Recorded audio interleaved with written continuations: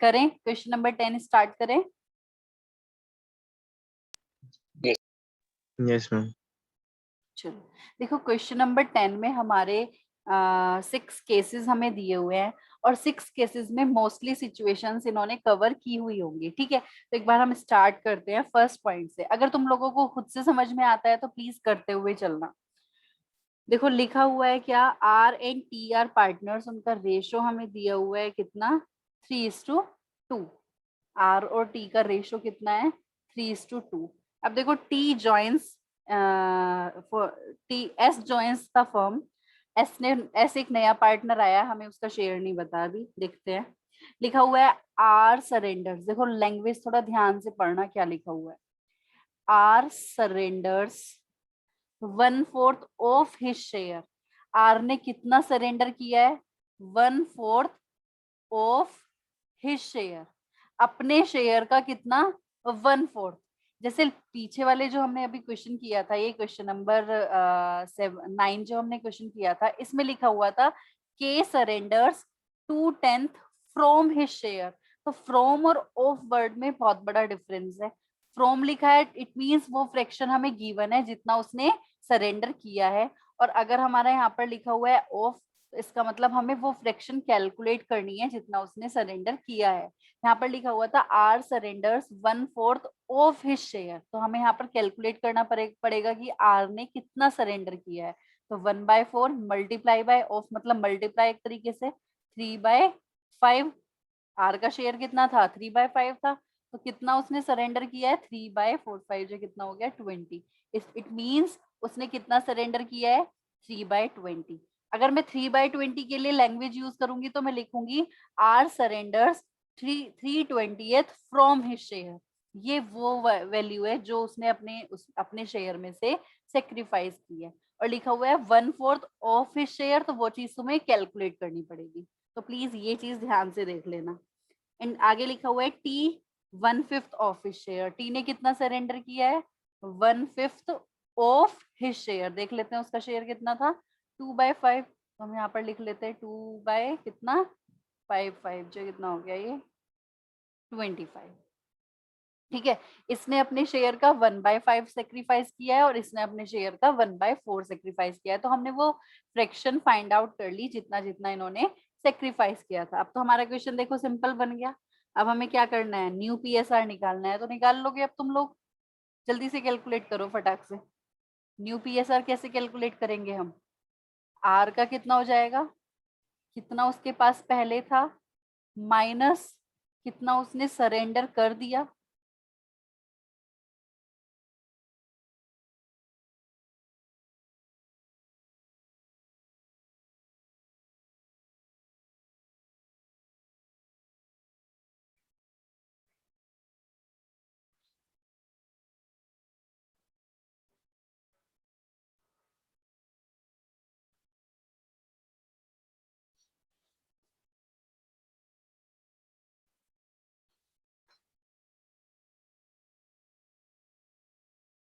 S का कितना होगा, कितना उसको आर से मिला प्लस कितना उसको पी से मिला।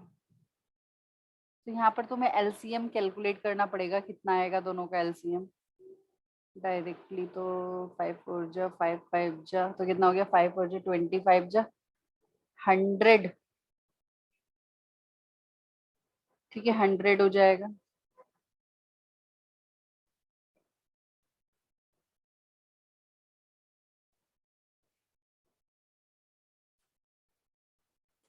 ठीक है, अब हमें इनका बेस इक्वल करना पड़ेगा न्यू पीएसआर कैलकुलेट करने के लिए। एक का है 9/20, एक का है कितना 8/25 और एक का है 23/100।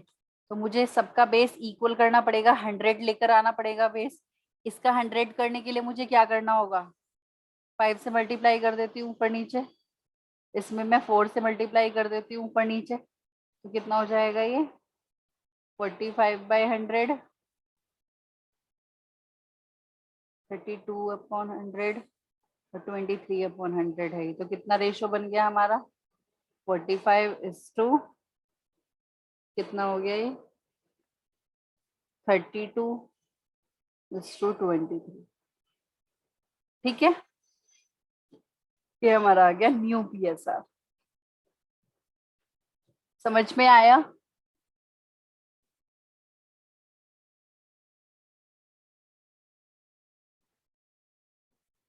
नोट करते हुए चलना प्लीज।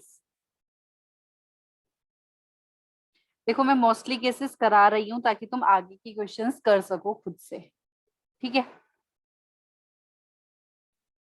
केस 2 स्टार्ट करें। Yes sir. Yes ma'am.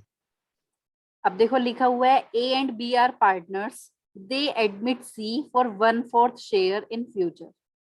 In future, the ratio between A and B would be 2:1। काफी अच्छा क्वेश्चन है, टिक भी कर लेना।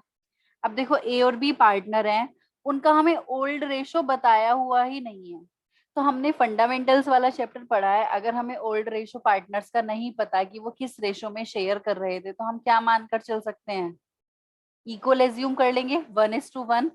इसका मतलब ए और बी कौन से रेशो में शेयर कर रहे थे आपस में। एटलीस्ट हमें न्यू ओल्ड पीएसआर तो पता होना चाहिए ना न्यू पीएसआर कैलकुलेट करने के लिए। अब ए और बी का हमें रेशो नहीं बताया हुआ, तो हम क्या एज्यूम कर लेंगे यहाँ पर कि ए और बी 1:1 में शेयर कर रहे थे, क्योंकि आगे जो लिखा हुआ है वो लिखा हुआ है इन फ्यूचर। फ्यूचर में ए और बी किस रेशो में शेयर करेंगे वो बताया हुआ है। अब देखो यहाँ पर हमें सी का शेयर दिया हुआ है, कितना, सी नया पार्टनर आया है 1/4 शेयर के लिए। अब यहाँ पर ये बात बोल दी कि in future ratio of A and B would be कितना 2:1 कि फ्यूचर में जो, अब देखो जब इन फ्यूचर हम कैलकुलेट करेंगे तो ए बी और सी तीनों का रेशो होगा। तो हमें तीनों के रेशो के बारे में ना बताकर, तीनों का रेशो तो हमसे पूछा गया है, हमें ये बता दिया कि इन फ्यूचर जो ए और बी का आपस का रेशो होगा ना, सिर्फ ए और बी का, वो 2:1 होगा। अब देखो जब हमने अपनी कल की क्लास की थी, लास्ट क्लास जो की थी, मैं वापस उस पर जा रही हूँ एक बार।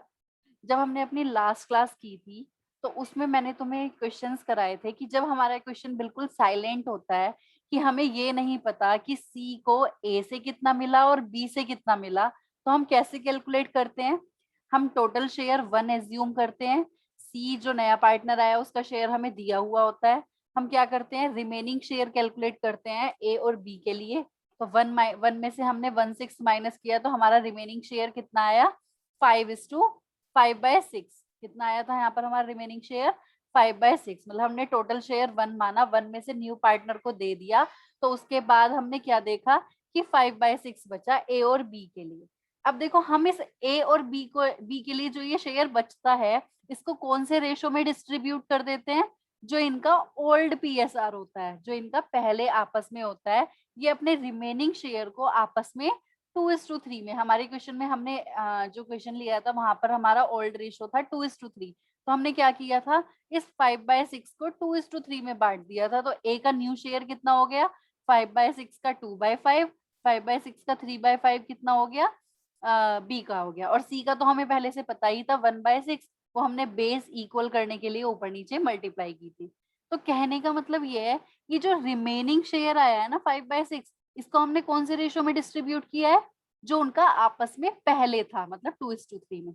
तो हमारा जो ये वाला क्वेश्चन है, क्वेश्चन नंबर 10 का जो सेकंड पार्ट है, यहाँ पर लिखा हुआ है कि ए और बी जो आपस में इन फ्यूचर शेयर करेंगे ना, वो 2:1 करेंगे। कितना शेयर करेंगे 2:1। यानी कि अगर हमारा ये बात नहीं बताई हुई होती कि इन फ्यूचर ए और बी कौन से रेशो में शेयर करेंगे, तो हम उसको 1:1 में ही डिस्ट्रीब्यूट करते जैसा कि उनका पहले था। ठीक है, तो देखो यहाँ पर भी हमारा करने का तरीका क्या होगा, अब यहाँ पर भी हमें क्वेश्चन में नहीं बताया कि सी को ए से कितना मिला है और बी से कितना मिला है, तो हम किस तरीके से सॉल्व करेंगे?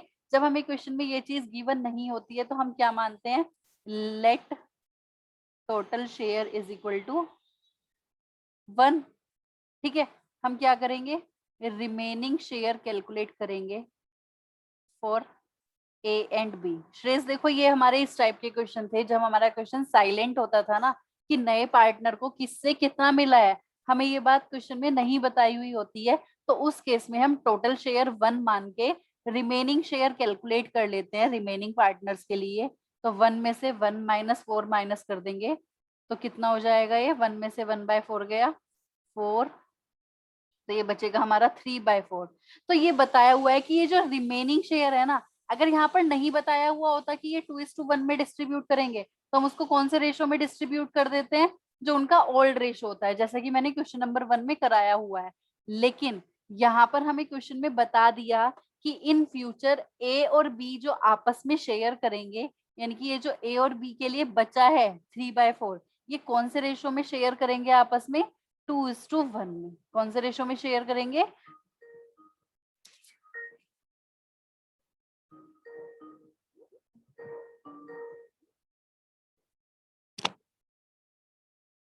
कौन से रेशो में शेयर करेंगे इसको, ये 2:1 में। तो हम ए का न्यू शेयर कैलकुलेट कर लेते हैं, ए न्यू शेयर कितना हो जाएगा, 3/4 का कितना, 2/3, और बी का न्यू शेयर कितना हो जाएगा,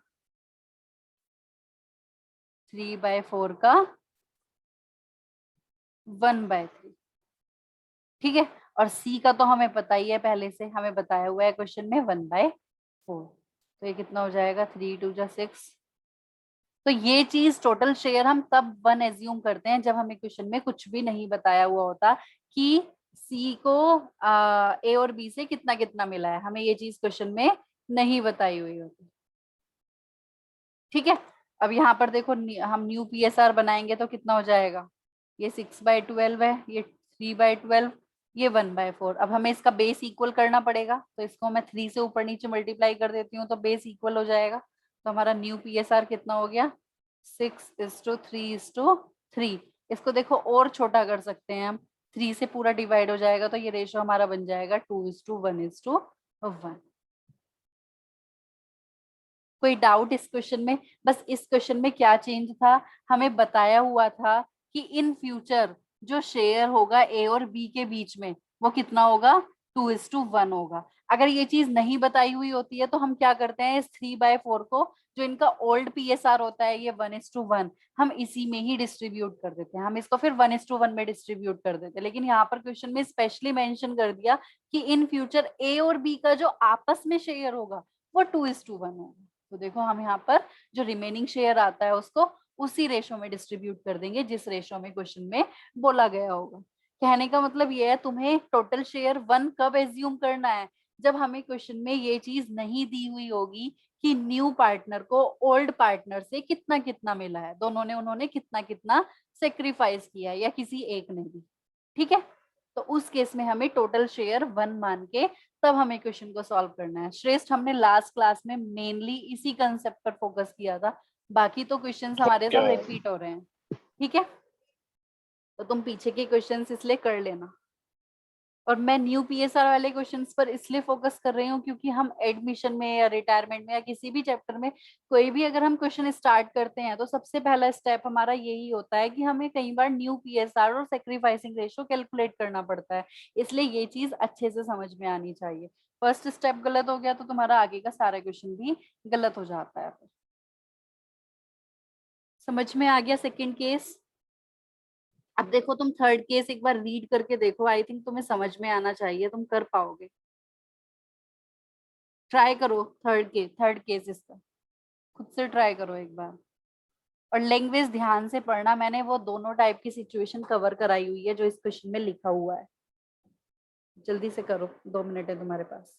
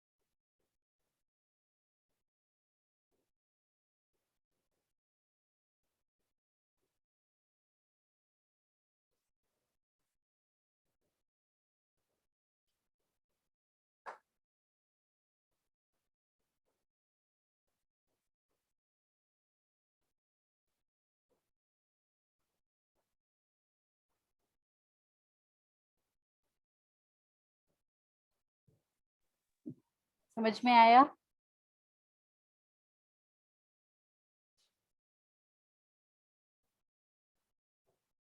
फेज 3 समझ में आया? एक से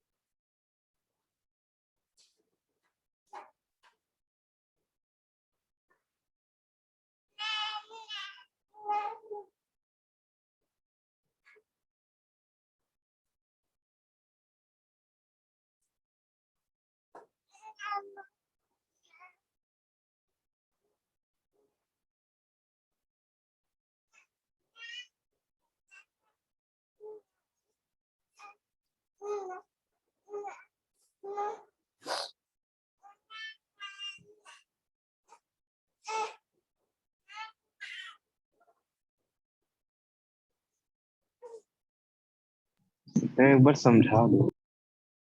ओके, देखो क्या लिखा हुआ है। यहाँ लिखा हुआ है कि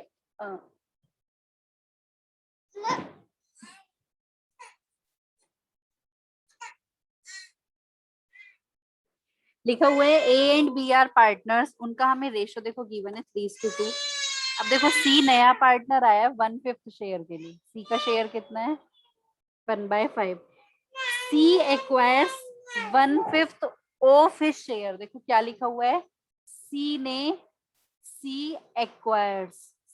एक्वायर किया है क्या? 1/5 of his share from A. C acquires from A कितना? 1/5 of his share.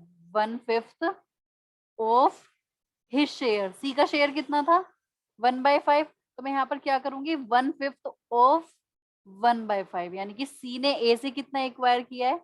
1/5 multiply by 1/5। अपने अपने शेयर का 1/5 यानी कि 1/25। सी एक्वायर्स फ्रॉम ए से सी को कितना मिला है? 1/25। आगे लिखा हुआ है एंड 4/5 शेयर फ्रॉम बी। और सी ने एक्वायर किया, ये लाइन कंटिन्यू की हुई है इन्होंने। सी एक्वायर्स फ्रॉम बी कितना?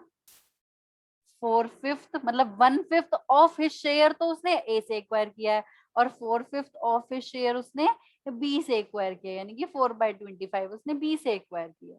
तो हमें यहाँ पर बता दिया गया। थोड़ा सा अच्छा क्वेश्चन है, मतलब तुम्हें क्वेश्चन की लैंग्वेज समझनी है मेनली। वो किसी भी तरीके से घुमा सकते हैं। सी ने ए से कितना एक्वायर किया है, सी ने बी से कितना एक्वायर किया है, इस बार हमें वो चीज अलग टाइप से इन्होंने थोड़ी बताई। बस यहाँ पर ऑफ वाली सिचुएशन थी, बस ये चीज हमें ध्यान देनी थी। अभी तक में हमें ए और बी के पॉइंट ऑफ व्यू से ये बातें बोली हुई होती थी। इस बार हमें ये बात सी के पॉइंट ऑफ व्यू से बोल दी कि सी ने ए से कितना लिया, सी ने बी से कितना लिया। तो अपने शेयर का 1/5 उसने ए से लिया, अपने शेयर का 4/5 उसने बी से लिया। तो अब तो हो जाएगा। ए का न्यू शेयर कितना आएगा? न्यू शेयर कैसे कैलकुलेट करेंगे हम? ए के पास पहले कितना था? 3/5 माइनस, अब उसने देखो ए ने सी को कितना दे दिया? 1/25। ऐसे ही बी का कैलकुलेट कर लेंगे हम। बी के पास पहले कितना था 2/5 और उसने सी को कितना दे दिया 4/25।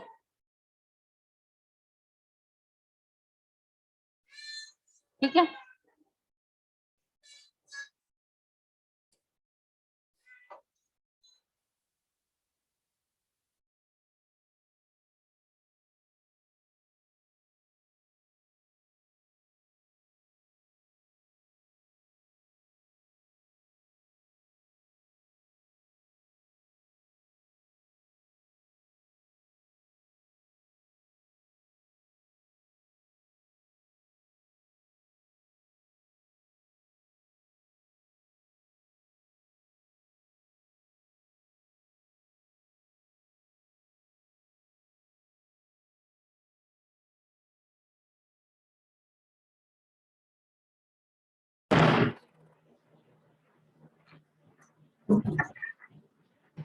Yes sir. Hello, yes sir. हाँ समझ यस में आ मैम। गया। ठीक है, देखो हम आगे करते हैं, कंप्लीट कर लेना इस पार्ट को। ठीक है, आगे का करती हूँ मैं। इसमें सारे केसेस देखो अलग अलग दिए हुए हैं, मैं इसलिए ये वाले केसेस कवर कर रही हूँ ताकि तुम आगे की क्वेश्चंस खुद से कर पाओ। केस नंबर देखो 4 में क्या है, केस 4 देखते हैं।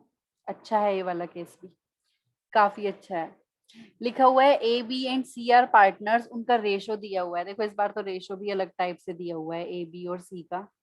कैसे दिया हुआ है 1/2 1/3, मतलब ये भी हमें फ्रैक्शन में दिया हुआ है 1/6। तो पहले तो हमें इनका ओल्ड रेशो भी बनाना पड़ेगा बेस इक्वल करके, क्योंकि मैं यहाँ पर क्या बोलूँ, क्या है रेशो। हमें तो फ्रैक्शन अलग अलग बता दी, ए का 1/2 था, बी का 1/3 था और सी का 1/6 था। तो मुझे बेस इक्वल करना पड़ेगा, मुझे बेस 6 बनाना पड़ेगा, क्योंकि 3 के टेबल में भी 6 आता है और 2 के टेबल में भी 6 आता है। तो 2 में मैं अगर 3 की मल्टीप्लाई कर देती हूँ तो ऊपर नीचे 3 की मल्टीप्लाई करनी पड़ेगी, यहाँ पर ऊपर नीचे 2 की मल्टीप्लाई कर देती हूँ। तो देखो हमारा रेशो क्या बन गया, ए बी और सी का 3:2:1। बेस तीनों का 6 हो गया, तो हमारा रेशो कितना हो गया 3:1। ठीक है, ये तो इनका ओल्ड पीएसआर था। आगे देखते हैं, लिखा हुआ है D joins the firm as new partner for 1/6 share in profit. D ने कितना ज्वाइन किया है 1/6 शेयर के लिए न्यू फर्म उसने ज्वाइन की है। आगे लिखा हुआ है, क्वेश्चन में देखो कुछ भी नहीं बताया, बस एक इतनी बात बोल दी कि C would retain his original share. C नई फर्म में अपना ओरिजिनल शेयर रिटेन करेगा। मींस सी का शेयर अगर मैं देखूं तो सी का शेयर कितना है 3 2 और 1, कितना हो जाएगा ये 1/6। सी का शेयर 1/6 है। क्वेश्चन में हमें ये नहीं बताया कि डी को ए से कितना मिला, बी से कितना मिला या सी से कितना मिला। हमारा क्वेश्चन इस चीज से रिलेटेड साइलेंट है। बस लास्ट में एक बहुत अच्छी सी लाइन बोल दी कि C would retain his original share. इस बात का क्या मतलब है कि सी अपना जो उसको पहले मिल रहा था 1/6, वही शेयर उसका न्यू फर्म में रहेगा। मतलब उसके शेयर पर कोई भी इफेक्ट नहीं पड़ने वाला। इसका मतलब क्या होता है कि डी को सी से कुछ भी नहीं मिला होगा। इसका मतलब डी को किस किस ने दिया होगा, ये जो डी का 1/6 शेयर है ये इसको किस किस से मिला होगा, ए से मिला होगा और बी से मिला होगा। सी के शेयर पर कोई भी इफेक्ट नहीं पड़ेगा। तो देखो मैंने बताया था, जब हमारा क्वेश्चन साइलेंट होता है कि नए पार्टनर को कौन से पार्टनर से कितना कितना मिला है, तो उस केस में हम कैसे सॉल्व करते हैं। हम क्या मानकर चलते हैं, let total share is equal to, ये अच्छा पॉइंट, अच्छा क्वेश्चन है। Total share is equal to, देखो जो तुम्हारे एमसीक्यूज आएंगे ना उनमें ये न्यू बीएसआर कैलकुलेट करने के लिए ही आ जाते हैं 1 मार्क्स में। ठीक है, जिससे हमारा अभी तक सब्जेक्टिव पेपर होता था ना, उसमें क्या होता था, स्टार्टिंग के 8 क्वेश्चंस हमारे फर्स्ट पार्ट में, पार्ट ए में 1 मार्क के आते थे। ठीक है, तुम्हारे 11th में भी इस तरीके से आए होंगे, तुम्हारे एग्जाम्स में तुमने देखा होगा। इसी तरीके से हमारे 1 1 मार्क्स के स्टार्टिंग के 8 क्वेश्चंस होते थे। तो वो 8 क्वेश्चंस जो 1 1 मार्क्स के होते थे ना, उनमें 2 क्वेश्चन तो एटलीस्ट इस न्यू पीएसआर के ऊपर ही कवर हो जाते थे। तो इस बार तो तुम्हारा वैसे ही एमसीक्यू बेस्ड पेपर होगा। तो एमसीक्यू में क्या होगा, कुछ जो 1 1 मार्क वाले एमसीक्यू होंगे तुम्हारे, उनमें क्या होगा, ये इसी टाइप के क्वेश्चंस डाल देते, मतलब हमारे न्यू पीएसआर से रिलेटेड भी वहां पर तुम्हें क्वेश्चंस देखने के लिए मिलेंगे, इसलिए ध्यान से कर लो इनको। ठीक है, और वैसे भी हमारा हर एक क्वेश्चन के लिए न्यू पीएसआर और सेक्रीफाइसिंग रेशियो कैलकुलेट करना हमें आना चाहिए। अब देखो डी का हमने देखा कि टोटल शेयर 1 है, डी का शेयर कितना है 1/6, और हमें पता है कि न्यू फर्म में जो सी है वो भी अपना ओरिजिनल शेयर रिटेन करेगा, मींस जो सी का 1/6 शेयर है वो एज इट इज रहेगा। तो जब इस बार हम रिमेनिंग शेयर कैलकुलेट करेंगे ना, वो किस किस के लिए कैलकुलेट करेंगे, फॉर ए एंड बी। हम सिर्फ ए और बी के लिए क्यों कैलकुलेट कर रहे हैं, क्योंकि हम पहले टोटल शेयर में से 1/6 डी को दे देंगे और 1/6 सी को दे देंगे। तो अब देखो डी को 1/6 दे दिया, सी के शेयर पर कोई इफेक्ट नहीं पड़ना, तो हमने सी का भी हिस्सा पहले ही 1 में से अलग कर दिया। अगर हमारा टोटल 1 था, हमारा टोटल शेयर, तो हमने डी को दे दिया 1/6 और हमने 1/6 सी को भी दे दिया। हमने सी को क्यों दिया 1/6, क्योंकि हमारे क्वेश्चन में लिखा हुआ था C would retain his original share, तो सी के शेयर पर कोई इफेक्ट नहीं पड़ने वाला। इट मींस जब मैं ये रिमेनिंग शेयर को कैलकुलेट कर लूंगी, तो एक बार मैं कैलकुलेट कर लेती हूँ पहले, फिर बताती हूँ कितना आएगा हमारा रिमेनिंग शेयर 4/6। ये जो 4/6 रिमेनिंग शेयर आया है, ये हम ए और बी के बीच में ही डिस्ट्रीब्यूट करेंगे, उनके आपस के रेशो में। हमें इस बार बताया नहीं है ए और बी आपस में किस रेशो में शेयर करेंगे, तो जब क्वेश्चन में नहीं बताया हुआ होता तो ए और बी का आपस का रेशो कितना था, देखो 3:2। तो आपस में उसका रेशो कितना है 3:2। तो जो ये रिमेनिंग शेयर आया है ए और बी के लिए, ये हम कौन से रेशो में डिस्ट्रीब्यूट कर देंगे, 3:2 में। तो ए का न्यू शेयर कितना हो जाएगा, 4/6 का कितना 3/5, 3:2 में बांटना है ना हमें इसको। और बी का न्यू शेयर कितना हो जाएगा 4/6 का 2/5, तो ये कितना हो जाएगा हमारा 12/30 और 8/30। अब देखो सी का तो हमें पता ही है 1/6 रहेगा, जो उसका पहले था वही रहेगा, और डी का शेयर भी कितना था 1/6। तो देखो अगर हमारे क्वेश्चन में ये चीज नहीं लिखी हुई होती कि C will retain his original share, तो हम यहाँ पर remaining share A B C तीनों के लिए कैलकुलेट करते। फिर हम क्या करते, 1 में से सिर्फ 1/6 ही माइनस करते, तो वैल्यू हमारी आती 5/6। फिर हम 5/6 को कौन से रेशो में डिस्ट्रीब्यूट कर देते, ये जो तीनों का था 3:1, फिर हमारा ये तीनों में डिस्ट्रीब्यूट होता। लेकिन अब हमने सी का शेयर भी पहले ही अलग निकाल दिया था, तो ये रिमेनिंग हमने ए और बी के लिए कैलकुलेट किया था, इसलिए ये 3:2 में ही डिस्ट्रीब्यूट हुआ है जो ए और बी का आपस में था, क्योंकि सी का तो ओरिजिनल शेयर रहेगा। तो देखो क्या शेयर इनका रेशो क्या बन जाएगा, 12/30, 8/30, 1/6 और 1/6। बेस इक्वल कर लेते हैं, एज इक्वल करते हैं तो इसमें 5 की मल्टीप्लाई कर लेते हैं ऊपर नीचे, यहाँ पर भी 5 की मल्टीप्लाई कर लेते हैं, तो रेशो हमारा कितना बन गया 12:8:5:5। ये हमारा न्यू पीएसआर आ गया। समझ में आया?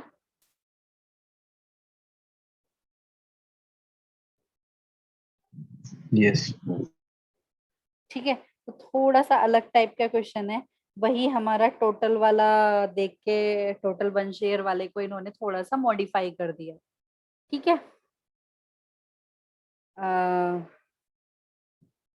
5th केस देखो। देखो ये जो मैंने D C will retain his original share, इस टाइप का क्वेश्चन तुम्हें आगे भी मिलेगा। आगे के सारे क्वेश्चंस तुम्हारे होमवर्क हैं, क्वेश्चन नंबर 11 से 18 तक तुम्हारा होमवर्क है, ध्यान रखना है, करना ही है। और तुम लोगों को कैसे भी टाइम निकाल के 15 मिनट लगेंगी, 15 मिनट का टाइम निकालो और करो अपना। ठीक है, नेक्स्ट केस देखते हैं। एक बार पेंडिंग होता चला जाता है तो वो हमेशा के लिए पेंडिंग रह जाता है। A and B are equal partners, तो ए और बी का शेयर कितना है 1:1। They admit C and D as partner with 1/5 and 1/6 share respectively. अब इन्होंने C और D दोनों को एडमिट किया है। C को किया है 1/5 के लिए और D को किया है 1/6 के लिए। इस बार हमें न्यू PSR कैलकुलेट करना है। सिंपल है, कुछ भी नहीं बताया कि C को किस A और B से कितना मिला है या D को। इस बार बस 2 पार्टनर एडमिट हो रहे हैं, तो यहाँ पर भी हम क्या करेंगे, टोटल शेयर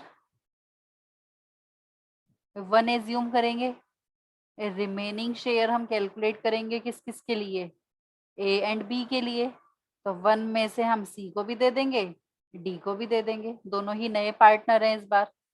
तो देख लेते हैं कितना एलसीएम आ रहा है। हो जाएगा सॉल्व क्या?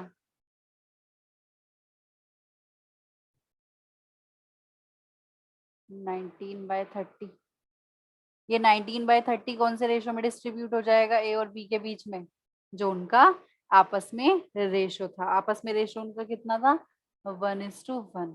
तो ए का न्यू शेयर कितना हो जाएगा? 1 कितना था? 1/2 माइनस, सॉरी क्या कर रही हूँ मैं, 19/30 का कितना? 1/2। ऐसे ही बी का कितना हो जाएगा? 19/30 का 1/2, 19/60 हो गया। ठीक है, देख लेते हैं सी का कितना था? 1/6, 1/5, और बी का था हमारा 1/6। रेशो बना लेते हैं बस। 19/60, ये 19/60, 1/5, 1/6। इसमें किसकी मल्टीप्लाई करूं मैं कि 60 आ जाए? 12 की। इसमें 10 की कर देती हूँ। तो रेशो हो गया हमारा 19:19:12:10। ठीक है, इस बार बस 2 पार्टनर एडमिट हुए थे।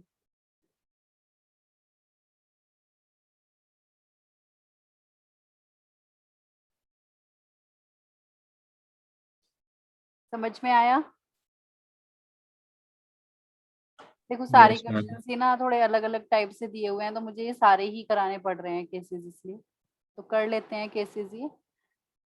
नोट कर लेना, नोट हो गया होगा तो मुझे बताना, मैं नेक्स्ट केस कराती हूँ।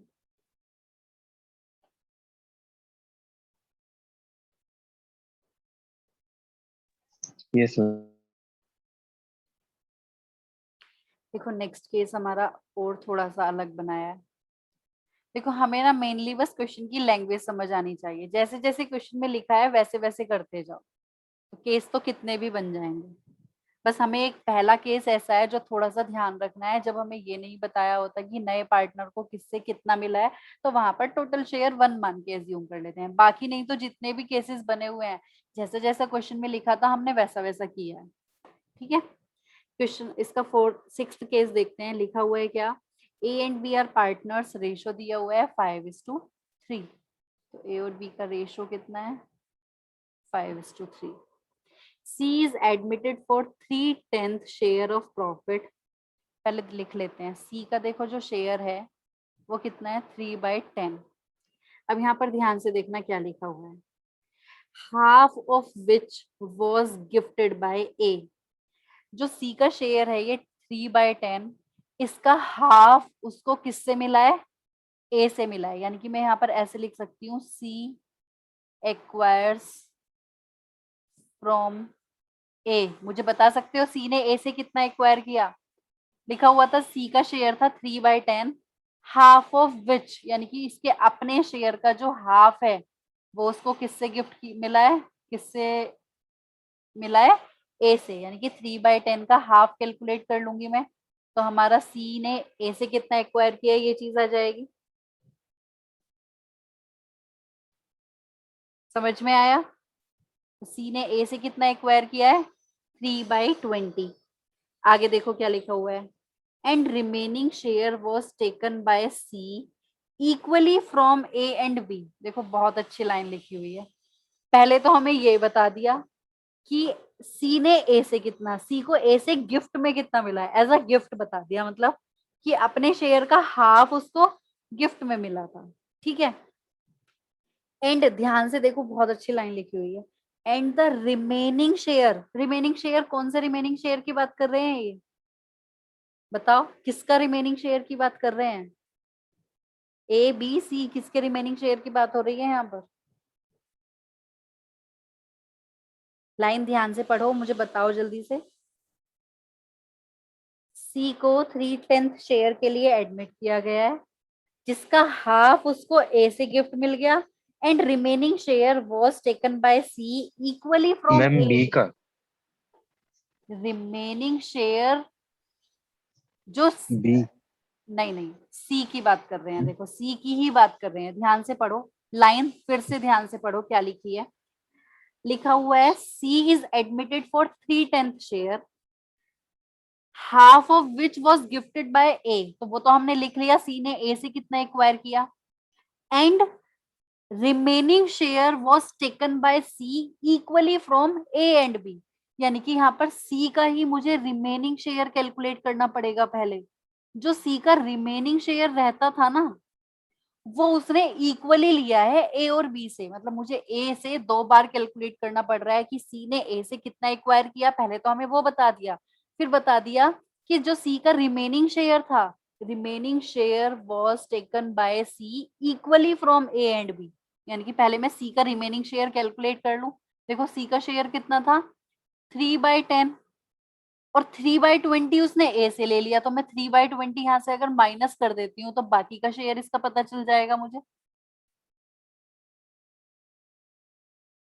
बाकी का शेयर भी कितना बचा इसका, 3/20 ही बचा। ये जो सी का रिमेनिंग शेयर था ना, मतलब ये जो रिमेनिंग आया है 3/20, ये इसने ए और बी से इक्वली लिया है। कैसे लिया है ये इसने, ए और बी से इक्वली बराबर लिया है। यानी कि मैं यहाँ पर फिर से लिखूंगी सी एक्वायर्ड फ्रॉम ए, ए से हमें 2 बार बताया हुआ है कि ए से उसने 320 तो लिया ही था, और अपने शेयर का रिमेनिंग शेयर उसने ए और बी से फिर से इक्वली लिया है। यानी कि उसने ए से फिर से लिया है, कितना लिया है, 3/20 का हाफ, 1/2 इक्वली लिया है ना, तो 1/2 ए से, सी एक्वायर्स फ्रॉम बी 3/20 का हाफ। बहुत अच्छा क्वेश्चन है, प्लीज इसको टिक कर लेना, जब भी प्रैक्टिस करोगे तो इस क्वेश्चन को तो जरूर जरूर करोगे। यानी कि 3/40 उसने ए से लिया है और 3/40 उसने बी से लिया है। तो इसका मतलब ये हुआ उसने ए से टोटल कितना लिया है, ए से देखो 3/20 तो लिया ही था, 3/40 भी उसने ए से फिर से लिया है। समझ रहे हो, मतलब उसने ए से टोटल 2 फ्रैक्शन लिए हैं, 3/20 एंड 3/40, और सी ने बी से कितना लिया है, 3/40। लैंग्वेज देखो अब तुम्हें समझ में आनी चाहिए, जो ये लाइन लिखी हुई थी मैंने उसको सॉल्व कर दिया कि ये क्या चीज थी। 3/10 शेयर था सी का, जो कि उसको हाफ शेयर ए से गिफ्ट मिला था, तो वो हमने देख लिया कि ए से उसे कितना मिला था, उसके शेयर का हाफ, 3/10 का हमने हाफ कैलकुलेट कर लिया था। फिर लिखा क्या कि जो रिमेनिंग है वो उसने ए और बी से इक्वल लिया है, तो पहले तो मुझे वो रिमेनिंग कैलकुलेट करना पड़ा ना। तो उसके पास कितना था टोटल, 3/10, और माइनस उसने ए से कितना लिया था, 3/20, तो ये रिमेनिंग हमारा फिर से वही 3/20 बचा जब हमने सॉल्व किया। तो ये जो बाकी का 3/20 था, ये उसने ए और बी से 1:1 के रेशो में लिया था, इक्वल लिया था। तो सी एक्वायर्स फ्रॉम ए कितना हो गया, 320 का half, C acquires from B कितना हो गया, 320 का हाफ। अब मुझे देखो न्यू शेयर कैलकुलेट करना होगा, तो मैं न्यू शेयर कैसे कैलकुलेट करूंगी, ए का ही कैलकुलेट कर लेते हैं पहले। ए का देखो पहले कितना था ओल्ड रेशो में, 5:3 था, तो 5/8 इसका पहले था। इसने कितना दे दिया वो हम माइनस कर देंगे, तो मैं यहाँ से माइनस कर सकती हूँ क्या क्या, कितना कितना दिया है इसने, देखो एक तो इसने ये वाला दिया है 3/20, और एक इसने 3/40, 2 फ्रैक्शन दिए हैं, तो मैं माइनस कर दूंगी दोनों फ्रैक्शन, 3/20 माइनस 3/40, ये दोनों ही फ्रैक्शन इसने ए को दी, सी को दी है। ठीक है, तो रेशो हम ये एलसीएम आई थिंक 40 ही आना चाहिए क्या, 8, 20 और 40 का एलसीएम कितना आएगा, 40 ही आएगा क्योंकि, या नहीं, यस मैम। 40 ही 40 आएगा। Yes ma'am. हाँ 40 ही आएगा, 8 से कर लेंगे ना इसको, हम 4 से भी करेंगे या 8 से करेंगे, है ना, 40 ही आ जाएगा, तीनों सेम में आते हैं। 8 5 कितना हो जाएगा, 25। समझ में आया तुम्हें ये,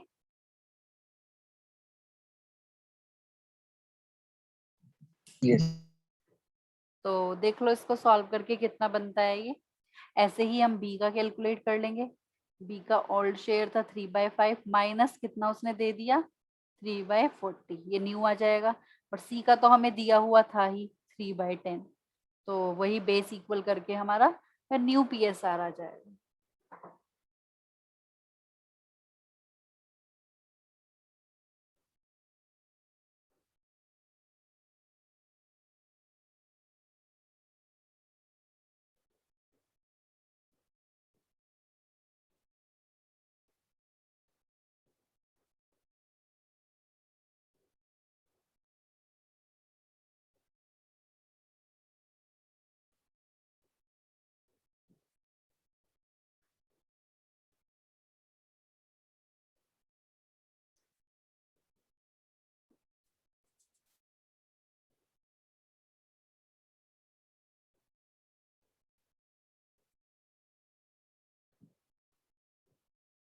इसको कंप्लीट कर लो एक बार, देखो कितना आता है।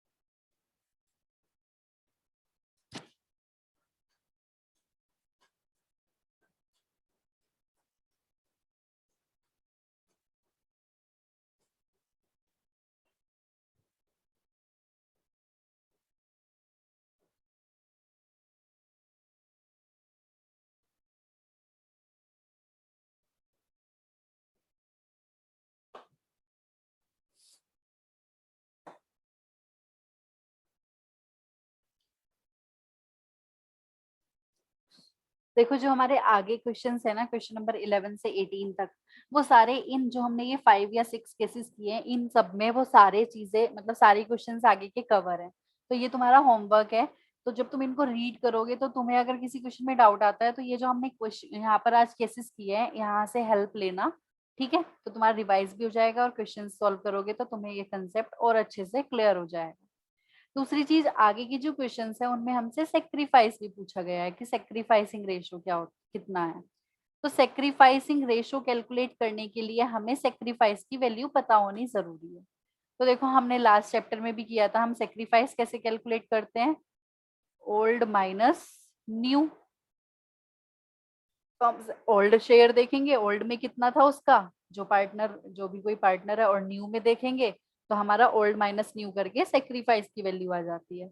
अब देखो जो नया पार्टनर होता है, ए बी सी मान लेते हैं, ए और बी दो पार्टनर थे और सी नया पार्टनर एडमिट हुआ है, तो न्यू पार्टनर तो हमेशा गेन ही करता है, फिर वो नया पार्टनर है, नया आया है फर्म में, तो उसने तो ऑब्वियसली, ये तो खुद से समझने लॉजिकल सी बात है कि सी ने जितना भी उसका शेयर है वो पूरा गेन किया है, क्योंकि ओल्ड में तो उसका कुछ था ही नहीं। यहाँ पर ओल्ड पार्टनर्स कौन थे, ए और बी, और न्यू पार्टनर कौन है, ए बी सी। तो जो सी है उसका तो टोटल गेन ही होता है, उसके लिए हमें सेक्रीफाइस कैलकुलेट करने की जरूरत ही नहीं है। तो हम सेक्रीफाइस कैलकुलेट करते हैं ओल्ड पार्टनर्स का। कई बार वो ओल्ड पार्टनर्स सभी सेक्रीफाइस करते हैं, कई बार कोई एक पार्टनर सेक्रीफाइस करता है, और कई बार कोई एक पार्टनर इतना सेक्रीफाइस कर देता है कि जो नया पार्टनर है वो तो गेन कर ही रहा है। मान लेते हैं ए ने इतना सेक्रीफाइस कर दिया कि सी ने तो गेन किया ही, साथ में बी भी गेन कर गया। तो ऐसी सिचुएशन भी तुम्हें आगे की क्वेश्चंस में देखने के लिए मिलेगी, जो हम आगे के कंसेप्ट करेंगे। ये चीज मैं यहाँ पर इसलिए बता रही हूँ, लास्ट क्लास में हमने एक चीज और देखी थी कि जो हमारा जब हमारा क्वेश्चन साइलेंट होता है कि नए पार्टनर को ए और बी से कितना मिला, जैसे कि यहाँ पर अगर मैं देखूं कि सी को ए और बी से कितना मिला, अगर हमें नहीं बताया हुआ होता तो उस केस में हम डायरेक्टली भी बोल सकते हैं कि जो हमारा ओल्ड रेशो होता है ना, अगर तुम कैलकुलेट करोगे ओल्ड माइनस न्यू करके, तो तुम्हारा ओल्ड रेशो ही सेक्रीफाइसिंग रेशो आएगा। यहाँ पर ना हमें कैलकुलेट करने की जरूरत ही नहीं होती, हम आगे जितने भी क्वेश्चंस करेंगे वहां पर हम सेक्रीफाइसिंग रेशो कैलकुलेट ही नहीं करेंगे, अगर हमारे क्वेश्चन में ये वाली सिचुएशन होगी कि नए पार्टनर को ओल्ड पार्टनर से कितना कितना मिला है। तो उस केस में अगर तुम कैलकुलेट करके देखोगे, मैंने लास्ट क्लास देखोगे तुम, तो उसमें मैंने ये चीज प्रूव भी करके दिखाई थी कि ओल्ड रेशो ही हमारा सेक्रीफाइसिंग रेशो आता है, तो वहां पर हमें कैलकुलेट करने की जरूरत नहीं होती। जिन क्वेश्चंस में बताया हुआ होता है कि सी को ए से कितना मिला, बी से कितना मिला, वहां पर तुम डायरेक्टली भी कैलकुलेट कर सकते हो। जैसे कि मान लिया लिखा हुआ है कि सी को ए से कितना मिला है, सी को ए से कितना मिला है, मान लेते हैं 1/5 दिया हुआ है क्वेश्चन में। सी को बी से कितना मिला है, मान लेते हैं 2/5। तो हमें जब पहले ही बताया हुआ है ए से उसे इतना मिला है और बी से कितना मिला है, तब भी हमें फॉर्मूला लगाने की जरूरत नहीं है। तब भी हम क्या करेंगे, इसी से ही सेक्रीफाइसिंग रेशो कैलकुलेट कर लेंगे, 1/5:2/5, कि भाई इनका ये सेक्रीफाइस ही तो है। भाई ए ने कितना दे दिया 1/5, बी ने कितना दे दिया 2/5। तो जब हमें सेक्रीफाइस की वैल्यू पहले से पता है तो हम सीधा उसका रेशो बना लेंगे। तो हमारा सेक्रीफाइसिंग रेशो कितना हो गया, 1:2। तो आगे के जो क्वेश्चन है उनमें हमारा सेक्रीफाइसिंग रेशो मांगा हुआ है, तो सेक्रीफाइसिंग रेशो भी कैलकुलेट कर लेना। जहां तुम्हारे पास ओल्ड और न्यू शेयर दोनों दिए हुए होंगे, तो तुम्हें sacrificing ratio old minus new करके कैलकुलेट कर लोगे। अदरवाइज अगर हमारा ये वाला केस होगा जिसमें साइलेंट होता है, तो वहां पर हमारा ओल्ड रेशो ही सेक्रीफाइसिंग रेशो बन जाता है। और जिन क्वेश्चंस में हमें बताया हुआ होता है कि नए पार्टनर को पुराने पार्टनर से कितना कितना मिला है, तो वहां पर हम डायरेक्टली कैलकुलेट कर सकते हैं। जो भी हमें सेक्रीफाइस की फ्रैक्शन होती है हमारे पास, उसी से ही हम सीधा रेशो फाइंड आउट कर लेते हैं। ठीक है, तो वो इतना लंबा प्रोसेस में जाने की जरूरत नहीं है। तो ये हमारे क्वेश्चंस थे और न्यू पीएसआर के और सेक्रीफाइसिंग रेशो के। तो प्लीज इनके जितने भी क्वेश्चंस रहते हैं ये कंप्लीट कर लेना, ये तुम्हारा होमवर्क है। ठीक है, नेक्स्ट कंसेप्ट हमारा गुडविल का कंसेप्ट है। जैसे जैसे कंसेप्ट हमने लास्ट चैप्टर में पढ़े थे वो सारे कंसेप्ट यहाँ पर रिपीट होने वाले हैं। तो ये हमारा गुडविल का कंसेप्ट है नेक्स्ट। तो यहाँ पर हम देखेंगे, इसको हम नेक्स्ट क्लास में देखेंगे। कंसेप्ट हमारा सेम है, बस थोड़ा सा चेंज आएगा। कंसेप्ट में चेंज नहीं है, जर्नल एंट्री करने के थोड़े से तरीके में चेंज हो जाएगा। उसका रीजन भी है कि वो चेंज क्यों हुई है। ठीक है, तो हम इसको नेक्स्ट क्लास में पढ़ेंगे। एक चीज और मुझे बता पूछनी थी कि तुम लोगों के सिलेबस